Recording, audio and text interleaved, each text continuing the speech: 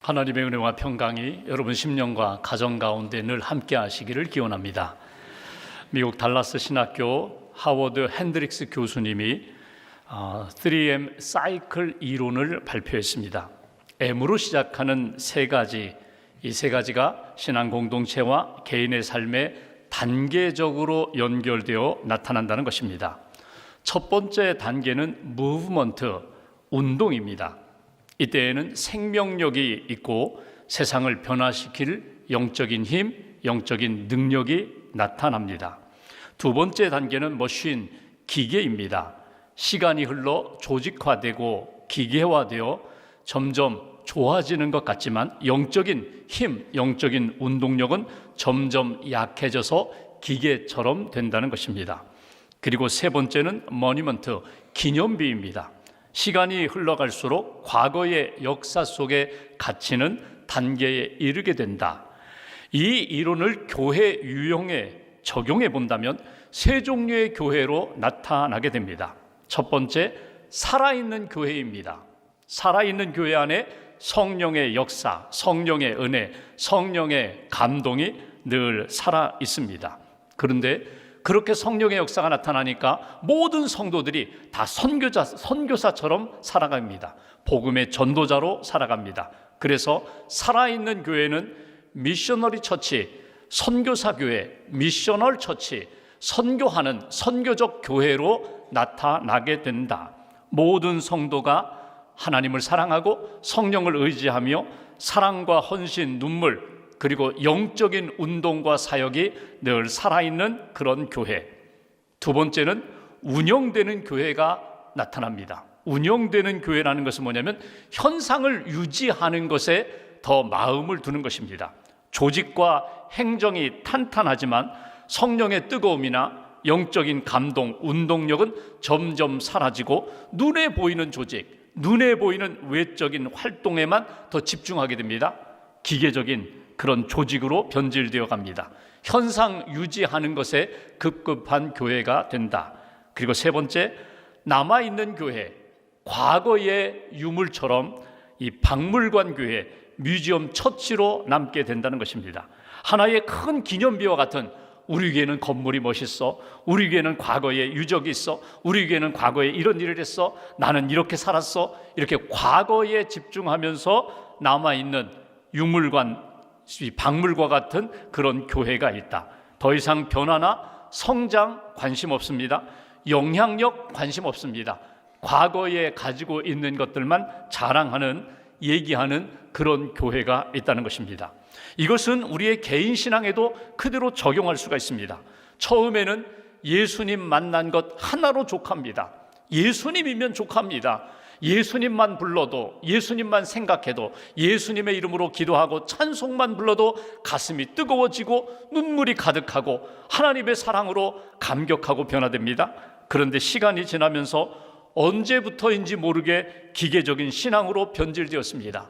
예배를 드려도 감각이 없습니다. 기계적으로 예배드리고 기계적으로 찬양하고 기계적으로 봉사하면서 사랑, 헌신, 눈물 메말라져가는 그런 신앙인이 있다는 것입니다. 그리고 마지막에는 내가 누군데, 내가 과거에 무엇을 했는데, 내가 목사인데, 내가 장로인데, 내가 몇십 년 신앙생활 했는데 은혜 받은 과거의 이야기만 가득합니다. 체험만 자랑합니다. 이름만 남는 기념비와 같은 기념만 자랑하는 그런 교회, 그런 성도가 될 수도 있다는 것입니다. 여러분 어떻습니까? 여러분의 신앙은 지금 어떤 상태에 놓여져 있습니까? 여러분은 영적인 회복을 위하여 지금 무엇을 하고 계십니까? 오늘 성경은 예수님이 바리새인으로부터 한 가지 질문을 받는 것으로 말씀이 시작합니다. 왜 당신과 당신의 제자들은 금식기도 하지 않습니까? 왜 금식하지 않습니까? 이 질문에 대하여 예수님이 몇 가지 비유를 들어서 말씀을 주십니다. 예수님의 말씀을 통하여 예수 믿는 그리스도인들이 간직해야 할 것, 놓치지 말고 꼭 붙잡아야 할 것이 무엇인지 깨닫고 간직하고 순종하는 하나님의 사람, 예수님의 제자들 되시기를 주님의 이름으로 기원합니다. 먼저 33절 말씀을 봉독하겠습니다.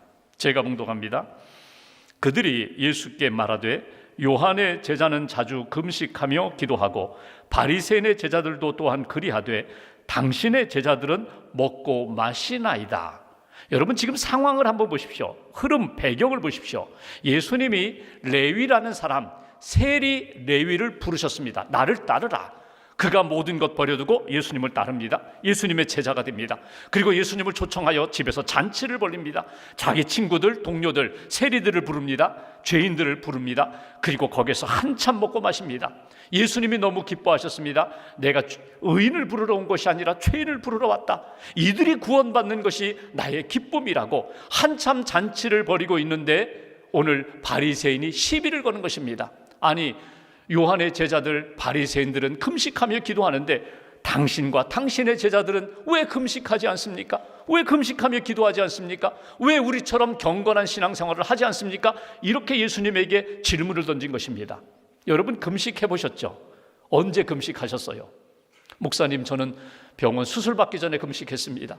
저는 건강검진할 때 금식했습니다. 여러분 신앙생활하면서 금식 기도할 때가 있어요. 똑같은 금식인데 금식하며 기도하는 거예요. 이 상황은 내 힘으로는 감당하기가 너무 어렵다는 거예요. 문제를 풀어야 되는데 답이 보이지 않는다는 거예요. 그래서 지금 밥 먹는 게 문제가 아니에요. 하나님 앞에 기도합니다. 절박한 심정으로 하나님 앞에 기도합니다. 잠도 오지 않아요. 음식도 들어가지 않아요. 하나님 앞에 금식하며 하나님 풀어주세요, 해결해 주세요, 응답해 주세요, 회복시켜 주세요. 내 삶이 흔들릴 때에, 시험을 만났을 때에 하나님의 응답을 반드시 얻어야겠다는 아주 절박한 상황 가운데 하나님 앞에 금식하며 기도합니다. 이것이 금식이에요. 유대인들은 1년에 딱 한 차례 대속죄일에 모든 백성들이 하나님 앞에 하루 금식을 합니다. 그리고 평상시에는 일상생활 때문에, 자기 생업 때문에 금식을 제대로 하지 못해요. 근데 일주일에 정기적으로 금식하는 사람들이 있었어요. 바리새인들, 종교 지도자들, 하나님 앞에 경건하다고 자랑하는 사람들, 그들은 일주일에 이틀을 금식합니다. 티를 내면서 금식해요. 자랑하며 금식해요. 수염도 깎지 않고 세수도 하지 않고 머리 풀어헤치면서 어디에서 금식하는 것을 보이는가 하면 저 골방에서, 성전에서, 회당에서 금식하는 것이 아니라 시장을 돌아다니는 거예요. 거리를 돌아다니는 거예요. 나 이렇게 금식합니다. 오늘 내가 금식하는 날이에요. 그럼 사람들이 우러러봅니다. 아, 저분은 경건한 사람이야. 저분은 지금 금식하는 사람이야. 저분은 하나님 앞에 믿음으로 사는 사람이야. 이렇게 사람들에게 보이려고, 사람들로부터 경건하다는 인정을 받으려고 금식하는 것이 당시의 유행처럼 번졌다는 거예요. 그러면서 오늘 예수님에게 시비를 거는 거예요. 우리는 금식하는데, 바리새인들, 요한의 제자들은 금식하는데 당신들은 이렇게 죄인들과 함께 먹고 마시는 것만 즐거워합니까? 당신들은 왜 금식하지 않습니까? 이 질문에 대하여 예수님이 몇 가지 비유로 주신 말씀이 오늘 본문의 말씀입니다. 첫 번째 비유를 결혼식의 비유, 결혼식의 신랑 신부의 비유로 예수님이 그들에게 답변을 하세요. 본문 34절 35절 말씀 보실까요? 34절 35절 두 절 함께 봉독하겠습니다. 예수께서 그들에게 이르시되 혼인집 손님들이 신랑과 함께 있을 때에 너희가 그 손님으로 금식하게 할 수 있느냐? 그러나 그날에 이르러 그들이 신랑을 빼앗기리니 그날에는 금식할 것이니라. 아멘. 혼인잔치, 결혼식에 참석했습니다. 결혼식에 신랑과 신부 박수하며 축복하며 축하합니다. 이 시간에 혼인집에 잔치를 베풀고 함께 기뻐하고 축하하는 이 시간에 너희 밥 먹지 마, 금식해, 이렇게 할 수 있겠느냐? 혼인집에 갔으면 신랑의 기쁨, 신부의 기쁨을 함께 공유하면서, 함께 기뻐하면서 축하하는 것이 마땅하다는 거예요. 지금은 어느 때인가? 신랑과 신부를 중복해라. 신랑이 함께하면 신랑과 함께하는 그 기쁨과 은혜와 즐거움이 있는데, 여러분 신부 입장에서는요, 신랑이 있으면 다 있는 거예요. 신랑이 없으면 하나도 없는 거예요. 신랑이 옆에 있으면 함께 기뻐하고 즐거워하는 신부처럼 우리가 예수 그리스도의 신부된 사람들인데, 예수가 우리의 신랑 되시는 주인이신데 그분이 함께 있는 시간에 금식하며 슬퍼하며 통곡할 일이 있느냐? 주님이 함께하면 함께 기뻐하는 거야. 주님이 떠나면 아니, 내가 주님을 떠나 탕자처럼 방황할 때면은 그때 진짜 금식하는 거야. 그때 주님을 찾는 거야. 주님께 돌아오는 거야. 금식 기도하는 때가 있는가 하면 지금은 주님과 함께 함으로 인하여 주님과 함께 주님이 주시는 은혜와 기쁨을 누리는 시간이야. 이것이 예수님이 주시는 답변이에요. 여기에서 오늘 예수님을 믿는 그리스도인들이, 예수님을 신랑으로 삼고 있는 그리스도인들이 항상 품고 살아야 할 신앙의 자세가 있어요. 그것은 나의 신랑 되시는 예수님, 모든 초점을 그분에게 맞추겠습니다. 그분이 곁에 계시고 그분이 나와 함께 하시고 그분이 원하시는 뜻이 무엇인지에 관심을 갖고 집중하면서 그분과 함께, 예수와 함께 살겠습니다. 이것이 하나님이 기뻐하시는 신앙인의 모습이라고. 모든 초점을 어디에 맞추라고요? 누구에 맞추라고요? 예수님께 초점을 맞추라. 그분이 너의 주인 되시고 그분이 너의 구원자가 되시고 그분이 너의 신랑 되심을 잊어버리지 말라고 이렇게 예수님이 답변을 주십니다. 금식하지 않는다고 비판하는 바리새인들을 향하여 예수님이 우리 인생의 신랑이 되신다, 결혼식의 신랑이 되신다, 주인공이 되신다. 그러므로 지금 금식의 초점이 오늘 형식적인 신앙인의 모습이 아니라 내 안에 주님이 나와 함께 하시고 주님이 내게 은혜 주시는 것, 거기에 마음을 두는 거야. 신앙의 중심과 본질을 잃어버려서는 안 된다고. 우리의 중심은 언제나 예수님께 있어야 된다고. 우리의 초점은 항상 예수님께 초점을 두어야 된다. 이것이 예수님의 답변이에요. 여러분, 예수님이 많은 사람들을 만나셨거든요. 찾아간 사람도 있고 찾아온 사람들이 있어요. 예수님의 관심과 초점은 그의 영혼이 구원받는 거예요. 이 영혼 구원을 위하여 이 땅에 오셨고 영혼 구원을 위하여 사람들을 만나셨어요. 오직 하나, 누구를 만나든지 가난한 사람이든 부한 사람이든 건강한 사람이든 연약한 사람이든 누구를 만나든지 예수님의 관심과 초점은 영혼 구원입니다. 용서하고 치유하고 회복시키는 사역을 감당하셨지만 언제나 영혼 구원에 초점을 주셨어요. 더러운 귀신 들린 사람을 고칠 때에도, 중풍병자를 고칠 때에도 내 죄사함을 받았느니라. 세리 레위를 부르셔서 나를 따르라고 하시고 제자 삼으실 때에도 너는 이제부터 죄의 종이 아니라 너는 나의 자녀다, 나의 제자다, 영혼 구원 받은 자야. 예수님의 제자로 그렇게 부르셨어요. 모든 사람들, 죄인이 주님 앞에 돌아와서 회개하고 용서받고 구원받기를 예수님이 원하셨는데, 이것이 예수님이 우리를 향하여 가지고 있는 관심과 초점이라면, 예수님을 신랑으로 삼고 예수님과 함께하는 것이 너무나 기뻐하는 존재라면 나도 초점을 어디에 맞춰야 돼요? 예수님께 초점을 맞춰요. 예수님의 가장 중요한 관심인 구원에 초점을 맞추는 거예요. 내 영혼이 구원받기로 납니다. 내 영혼이 하나님의 백성으로 하나님이 주시는 은혜 가운데 생명의 삶을 살기로 납니다. 이것이 하나님이 우리에게 원하시는 뜻이다. 왜 오늘날 많은 성도가, 왜 교회가 능력을 잃어버리고 기쁨을 잃어버리고 방황하게 될까? 초점을 잃어버려서 그래요. 초점을 잃어버리면, 중심을 잃어버리면 열심히 하는 것 같은데 추구하는 것마다 공허할 뿐이고, 얻고 붙잡은 것 같은데 나중에 남는 것은 아무것도 없어요. 초점, 예수 그리스도가 모든 우리의 삶의 중심이 되고 초점이 됐다는 것. 그래서 내 생각대로가 아니라, 내 뜻대로가 아니라 예수님이 원하시는 방향대로, 예수님이 원하시는 마음대로, 예수님이 기뻐하시는 뜻대로 영혼 구원하는 일, 하나님의 백성으로 사는 일, 여기에 마음을 두고 살아야 된다. 여러분, 세상을 바라보고 사람들을 바라보면요, 두렵기도 하고 낙심하기도 하고 불안하기도 해요. 그런데 예수님을 바라보면 우리 안에 빛으로 임합니다. 생명으로 임합니다. 능력과 구원으로 우리에게 임하게 된다는 거예요. 초점을 놓치지 마세요. 예배를 1시간 드렸는데 초점 없이 몸만 왔다 갔던 그런 인생이 아니라 예수님의 십자가와 부활, 생명의 초점을 두시라는 거예요. 주님이 내 안에, 신랑 되시는 주님이 나와 함께 계신다. 여기에 초점을 두고 중심으로 우리의 모든 인격을 걸어 예수님 한 분이면 족합니다, 이렇게 고백할 수 있는 하나님의 사람들 되시기를 주님의 이름으로 기원합니다. 두 번째, 왜 금식하지 않느냐는 그들의 질문에 대하여 옷을 비유로 예수님이 말씀을 주십니다. 36절 말씀 보실까요? 36절 한 절 함께 봉독하겠습니다. 또 비유하여 이르시되 새 옷에서 한 조각을 찢어 낡은 옷에 붙이는 자가 없나니 만일 그렇게 하면 새 옷을 찢을 뿐이요 또 새 옷에서 찢은 조각이 낡은 것에 어울리지 아니하리라. 아멘. 당시 예수님 시대 가난했던 시절 옷 한 벌 입는데 옷이 찢어졌어요. 옷이 구멍났어요. 그러면 이 옷을 어떻게 고치는가? 당시 상식은 그래요. 여러분, 옷이 오랫동안 입었던 옷이 헤어져서 구멍이 나고 낡아지고 찢어졌는데, 그러면 새 옷의 한 조각을 찢어서 거기에 덧붙이는 수선하는 사람이 어디 있느냐? 그런 사람 없다는 거예요. 여러분, 우리가 예전에 가난했던 시절 이 양말에 구멍이 났어요. 양말에 구멍이 나면 어머니가 어떻게 그 양말에 구멍을 메꿔주시나요? 새 양말 찢어가지고 거기에다가 붙이는 그런 어머니 없어요. 낡은 양말들 이렇게 모아두었다가 그 낡은 헝겊으로 그 구멍난 양말을 이렇게 기워주시잖아요. 왜냐하면 탄력성이 같기 때문에 그래요.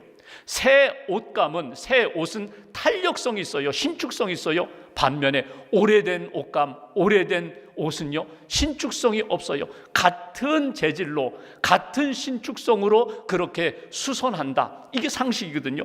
오늘 예수님이 이 말씀을 하시는 것은 왜 금식하지 않느냐? 이 질문에 대하여 예수님이 하시는 말씀입니다. 너희들이 가지고 있는 옛 세계관, 옛 문화, 옛 습성 그대로 간직하면서 예수님의 복음으로 덧붙이려고, 예수님의 복음으로 내 인생에 부족한 것 메꾸어서 마치 예수님의 복음이 액세서리처럼 그렇게 보완하고 수정하려고 하는 것 안 된다는 거예요. 그러면 예수님의 복음도 뿌리내리지 못하고 너희가 가지고 있는 그 상한 심령, 죄 가운데 있는 심령도 회복되지 못한다. 쉽게 말씀드리면요, 그거 아니라는 거예요. 옛 옷감 다 벗어버리고 주님이 주시는 새 옷으로 갈아입어라. 주님이 주시는 새로운 복음으로 너희들이 다시금 무장하고 회복할 때 하나님이 주시는 진짜 복을 누리는 거야. 바리새인들, 유대 종교자들 오랫동안 이어온 율법의 관습에 익숙해져 있어요. 율법의 관습을 놓치지 않으려고 합니다. 금식하는 거라든가 절기를 지키는 거라든가 하나님 앞에 이 안식일을 지키는 것, 이거는 그대로 간직하면서 예수님의 복음만 덧붙여서 거기서 은혜를 받고자 해요. 아니라는 거예요. 그 모든 것들 내려놓고 주님의 새로운 복음, 새로운 말씀을 받아들여야 한다. 36절, 새 옷에서 한 조각을 찢어 낡은 옷에 붙이는 자가 없는 거야. 여기서 주시는 말씀이 무엇입니까? 내게 주시는 새로운 복음, 말씀이 있다는 거예요. 은혜가 있다는 거예요. 그 주의 복음, 주의 말씀을 수용하고 그 복음을 따라가는, 순종하는 믿음의 삶이 될 때에 하나님이 기뻐하시는 새로운 존재, 새로운 복음의 사람이 된다고 우리에게 가르쳐 주십니다. 새 옷을 찢어서 낡은 옷에 덧붙이는 자가 없다. 오히려 하나님이 내게 주시는 옛사람의 옷을 벗어버리고 사도 바울이 말한 것처럼 예수 그리스도의 새 옷으로 갈아입어야 돼. 새로운 복음으로 수용하고 받아들여야 돼. 씨를 뿌려요. 그런데 여러분, 길가와 같이 딱딱한 그 길밭에는요, 씨앗이 들어가지 않아요. 꽃 피우고 열매 맺지 못해요. 왜 그럴까요? 새들이 와서 먹어버립니다. 수용하지 않아서 그래요. 그 씨앗을 옥토가 되어 부드러운 흙이 되어 그 씨앗을 받아들이고 그 씨앗 말씀을 받아들이고 수용하고 순종하면 꽃 피우고 열매 맺을 텐데 우리의 마음이 아직도 딱딱하게 굳어졌어요. 옛 것을 버리지 않으려고 해요. 세상 것, 인간적인 것, 욕망을 버리지 않으려고 해요. 그리고 예수님의 복음을 그냥 덧붙이려고 하는 이런 모습은 하나님 나라에 합당하지 않다. 단순한 비유가 아니라 복음의 핵심을 우리에게 말씀해 주십니다. 예수 그리스도 영접하는 것, 예수 그리스도의 복음을 받아들이는 것은 곧 옛 것을 버리는 거야. 여러분, 복음의 능력이 있습니다. 말씀의 능력이 있어요. 두나미스, 다이너마이트처럼 폭발성이 있어요. 그런데 예수 그리스도의 복음을 받아들이고 그냥 덧붙여서 이용하려고 하는 것 아니라는 거예요. 예수 그리스도의 복음을 받아들이고 수용하고 순종하면 내 삶 전체가 하나님이 기뻐하시는 삶으로 변화되는 거야. 복음의 폭발성, 탄력성에 대하여 너희들이 놓치지 말라고. 지금 여러분이 가지고 있는 생각과 경험이 있습니다. 가지고 있는 가치관과 기준이 있습니다. 이거 그대로 간직하고 예수님의 복음으로 덧붙이려고 하는 것 아니다. 옛 것을 내려놓고 나의 생각, 나의 주장을 내려놓고 예수님이 오늘 주시는 그 말씀으로 다시금 수용하고 순종하는 믿음의 사람이 되어야 한다고. 여러분, 우리가 살아가면서 굳어질 때가 있어요. 자꾸 이렇게 목이 굳어집니다. 몸이 굳어집니다. 예전처럼 부드럽지가 않아요. 여러분, 왜 굳어져요? 운동하지 않아서 그래요. 왜 굳어져요? 점점 나이가 들어서 우리 몸이 약해져서 그래요. 이것이 우리의 몸만이 아니라 생각도, 우리의 영성도 마찬가지예요. 굳어졌어요. 딱딱하게 굳어졌어요. 부드럽지 못해요. 말씀이 우리 안에 들어오는데 말씀을 받아도 수용이 되지 않아요. 어떻게 하셔야 돼요? 다시금 말씀이 내 안에 들어와서 딱딱하게 굳어진 내 마음과 삶을 다시금 부드러운 흙과 같은 옥토로 바꿔서 그 말씀을 받아들이셔야 돼요. 내가 다 알아. 옛날에 다 해봤어. 옛날에 내가 많은 체험도 있고 간증이 있어. 옛날 이야기가 아니라 오늘 내게 주시는 말씀 앞에 내가 어떻게 반응해야 할지 여러분 심각하게 한번 생각해 보셔야 되는 거예요. 말씀을 받아들이고 어렵고 힘들지만 그 말씀 의지하여 내 모든 것 내려놓고 말씀을 붙잡고 살겠습니다. 아브라함을 보십시오. 75세 부름받았어요. 본토 친척 아비집을 떠나 내가 지시할 땅으로 가라. 하나님 앞에서 받은 것 딱 하나, 말씀뿐입니다. 떠나라는 거예요. 근데 아브라함이 믿음으로 순종합니다. 그리고 가나안 땅까지 가게 돼요. 하나님이 약속 주셨어요. 자녀 주리라. 그런데 20년이 넘도록 자녀가 없어요. 마침내 25년 후에 100세의 아들 이삭을 얻게 됩니다. 그리고 이삭 재롱 부리는 거 보면서 성장하고 또 기뻐하는데 어느 날 그 10대 이삭을 하나님이 요구하십니다. 번제로 바치라는 거예요. 여러분, 있을 수 있는 일이 아니에요. 할 수 있는 일이 아니에요. 근데 아브라함이 믿음으로 그 말씀을 수용합니다. 말씀에 순종합니다. 이 큰 시험에 순종하면서 하나님이 아브라함을 믿음의 조상으로 우뚝 세워주세요. 너는 믿음의 사람이야. 너의 그 믿음의 순종, 말씀에 순종하는 것, 그것이 모든 믿는 자의 모델이 되리라. 믿음의 본이 되리라. 여러분, 우리가 하나님의 말씀을 받았어요. 예전에 받았어요. 체험도 했어요. 그런데 그 과거의 체험과 은혜가 아니라 오늘 내게 주시는 하나님의 말씀에 귀를 기울이셔야 돼요. 하나님이 내게 듣고 싶은 말씀, 받고 싶은 말씀, 내가 원하는 말씀이 아니라 전혀 생각하지도 못했던 말씀을 오늘 기도하며 예배하는 시간에 내게 주세요. 믿음으로 받아들이시라는 거예요. 믿음으로 받아들이고 순종하는 가운데 하나님의 놀라운 역사가 우리의 삶 가운데 나타나게 되리라. 다이너마이트처럼 하나님의 능력이 폭발적으로 나타나는 그런 역사가 있게 되리라. 말씀에 순종함을 미루지 마세요. 타협하지 마세요. 계산하지 마세요. 하나님이 내게 그렇게 원하시면 오늘 제가 순종하겠습니다. 믿음으로 결단하고 새로운 심령으로 하나님의 사람으로 다시 한번 우뚝 서는 저와 여러분들 되시기를 주님의 이름으로 기원합니다. 한 가지를 더 보면 당신들은 왜 금식하지 않느냐는 이 질문에 예수님은 포도주를 담은 가죽 부대의 비유로 말씀을 주십니다. 37절 38절 두 절을 함께 봉독합니다. 새 포도주를 낡은 가죽 부대에 넣는 자가 없나니 만일 그렇게 하면 새 포도주가 부대를 터뜨려 포도주가 쏟아지고 부대도 못 쓰게 되리라. 새 포도주는 새 부대에 넣어야 할 것이니라. 아멘. 유명한 말씀이에요. 새 포도주는 새 부대에 넣어야 한다. 여러분, 이 말씀 오해하지 마십시오. 새 것이 좋아. 새 것이 좋아. 옛날 것보다는 새 포도주가 주고 더 좋고 새 부대가 더 좋은 거야. 여러분, 새 것이 좋다는 말은 아닙니다. 여기에서 말하는 새 포도주의 의미는 무엇일까? 새 포도주는요, 예수님을 의미합니다.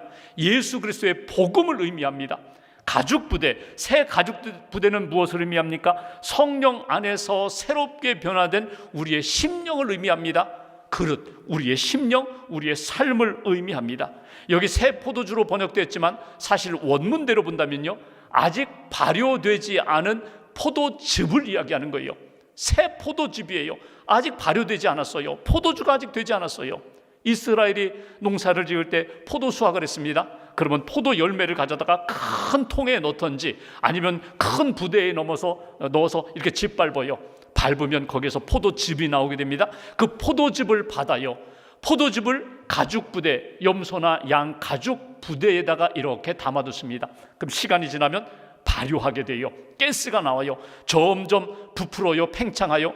근데 오래 사용한 이 가죽 부대, 신축성이 없으면요, 이게 터져버리는 거예요. 그러면 가죽 부대도 못 쓰게 되고, 그리고 그 안에 담겨있던 그 포도주로 변화되는 포도즙도 다 그냥 쏟아버리게 돼요. 그래서 포도즙을 담을 때 어떤 가죽 부대에 담는가? 신축성이 있는 새 가죽 부대에 담는 거예요.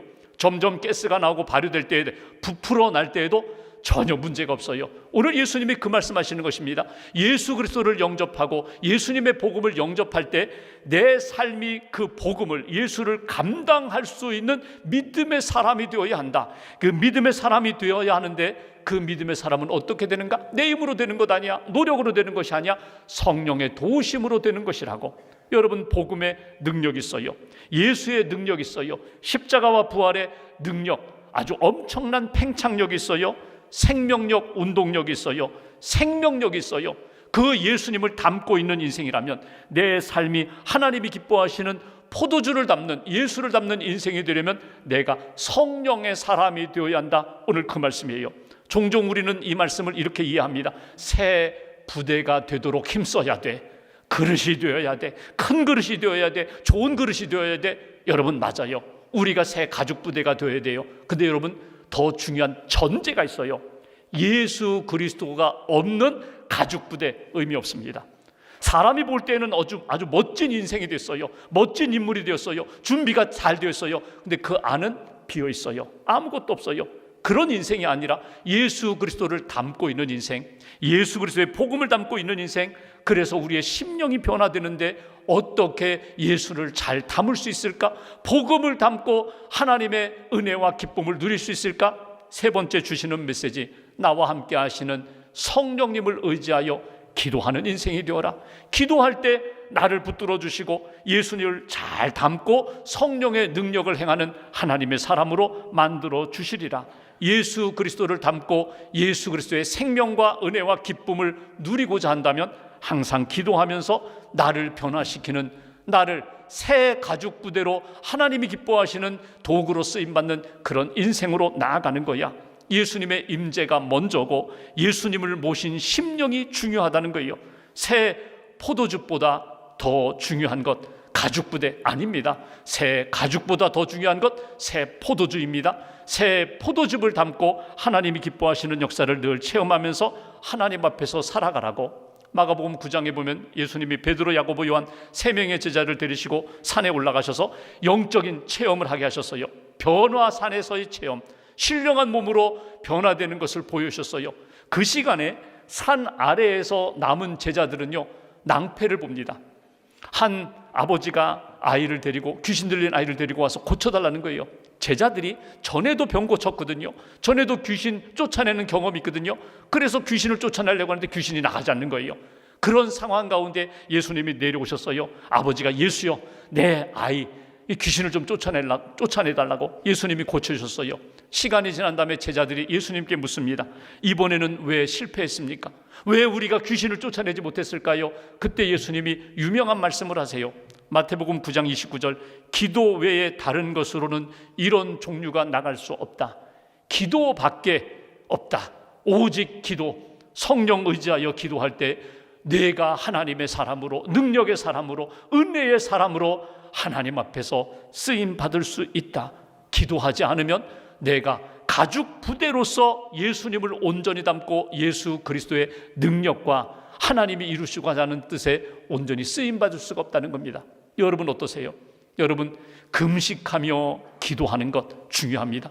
형식이 중요한 것이 아니라 내가 정말 성령 안에서 성령 의지하여 예수님이 기뻐하시는 삶이 되고자 그렇게 몸부림치면서 기도하는, 성령 의지하는 그런 인생 가운데 하나님이 은혜와 능력으로 채워주신다. 요즘 바빠서 기도하지 못해요. 피곤해서 기도하지 못해요. 요즘 다른 일이 더 중요해서 기도하지 못해요. 기도가 약해지면 우리의 신앙도 약해지고 능력도 은혜도 약해질 수가 없어요. 기도하면 지혜도 주시고 능력도 주시고 새 힘도 우리에게 부어주시는 하나님의 역사가 있다. 상처 없는 사람 없습니다. 다 상처 있어요. 아픔 있어요. 그런데 기도하고 성령의 은혜가 우리 안에 임하면 상처와 아픔이 문제가 되지 않아요. 치료하시고 회복하시고 그 모든 것에 대하여 감사하며 간증할 수 있는 하나님의 사람이 되게 해주신다. 에스겔서 11장 19절 말씀, 내가 그들에게 한 마음을 주고 그 속에 새 영을 주며 그 몸에서 돌 같은 마음을 제거하고 살처럼 부드러운 마음을 주겠다고 약속하십니다. 기도할 때에 성령 안에서 성령 의지하여 겸손히 주님 붙잡고 기도할 때 새 영을 부어주시고 새 사람이 되게 하시고 하나님이 기뻐하시는 부드러운 인생으로 하나님이 만들어 주신다. 오늘 말씀은 이렇게 말씀합니다. 새 포도주는 새 부대에 담아야 한다. 내 인생, 내 심령에 예수를 담아야 된다. 예수를 담고 생명의 삶을 살아야 된다. 예수를 담고 예수님이 기뻐하시는 믿음의 삶을 살아야 된다. 오늘 말씀을 가슴에 잘 간직하시고 예수님 놓치지 마세요. 예수님께 초점을 두고 예수님의 말씀에 집중하여 순종하고 예수님이 우리 안에서 역사하시는 능력을 체험하기 위하여 깨어 기도하는 하나님의 사람, 능력으로 하나님께 영광 돌리는 그런 한 주간 이어가시기를 주님의 이름으로 기원합니다. 기도하겠습니다.